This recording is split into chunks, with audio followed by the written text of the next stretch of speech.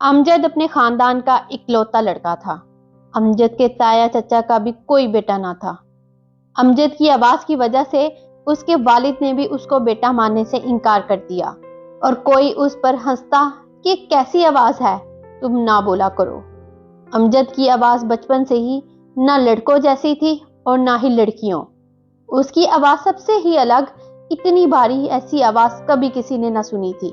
School, college, गली मोहल्ले, यहाँ तक कि उसके अपने घर वाले उसका मजाक उड़ाते और कहते कि शुक्र है हमारा बेटा नहीं है। अगर वो ऐसा होता तो हम सबका सामना कैसे करते।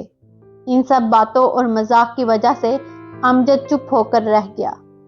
उसने एक दो दफा खुदकुशी की भी कोशिश की कि ऐसी जिंदगी से मर जाना बेहतर, मगर हर दफा उसको बचा लिया जाता। जब उसने दूसरी दफा खुदकुशी की कोशिश की तो उसकी माँ बहुत रोई और अमजद भी बोलना शुरू हो गया कि मुझे क्यों बचाया। अमजद की रोती हुई आवाज सुनकर उसके आसपास के लोग और उसके कजन हंसना शुरू हो गए। उसी वक्त अमजद को एहसास हुआ कि मैं क्यों इन लोगों के पीछे खुद को मार रहा था, जो मुझ पर कल भी हंसते थे और आज मेरी इस हालत पर भी तरस नहीं खा रहे और मुझ पर हंस रहे हैं। अमजद ने सोच लिया कि अब वो इसी हंसी को अपनी आवाज से ही बंद करवाएगा। कई दिन सोचने के बाद अमजद ने फैसला किया कि वो आरजे बनेगा। बहुत से इंटरव्यू के लिए गया, मगर हर इंटरव्यू में उसकी आवाज का मजाक बनाकर उसको जाने का कहते। बहुत मजाक और नाकामी के बाद भी अमजद ने हिम्मत न हारी। एक दिन अमजद ने सोच लिया कि वो रेडियो ऑफिस के बाहर बैठा रहेगा जब तक उसको एक मौका ना मिल जाए। अमजद सुबह से रात तक रेडियो स्टेशन के बाहर बैठा रहता। ऐसे करते करते अमजद को एक महीना हो गया। एक दिन रेडियो के बॉस ने उसको अपने पास बुलवाया और कहा कि हमारे पास तुम्हारे लिए कोई जॉब नहीं है, क्यों अपना वक्त ऐसे खराब कर रहे हो। तो अमजद ने कहा कि वक्त पहले खराब कर चुका हूं, अब अपने लिए कुछ करना चाहता हूं। इस आवाज की वजह से बहुत कुछ सहा है, इस आवाज को ही अपनी पहचान बनाना चाहता हूं। अमजद की यह बात सुनकर बॉस ने अमजद को रात 2 बजे वाला शो दे दिया कि मैं तुम्हारे लिए इतना ही कर सकता हूं। अमजद की खुशी का कोई ठिकाना ना था। अमजद ने खुशी खुशी 2 बजे का शो शुरू किया, मगर पहले दिन उसके शो पर कोई ऑडियंस ना आई।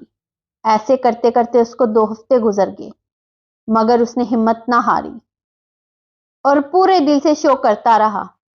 एक दिन उसने शो में कहा कि अगर किसी को कुछ कहना है और किसी पर गुस्सा उतारना है तो वो इस शो पर कॉल कर सकता है, क्योंकि हमें कोई नहीं सुन रहा। ये कहने के बाद एक लड़की की कॉल आई कि हमें कोई सुन तो नहीं रहा, मैं अपने बॉस से बहुत तंग हूं।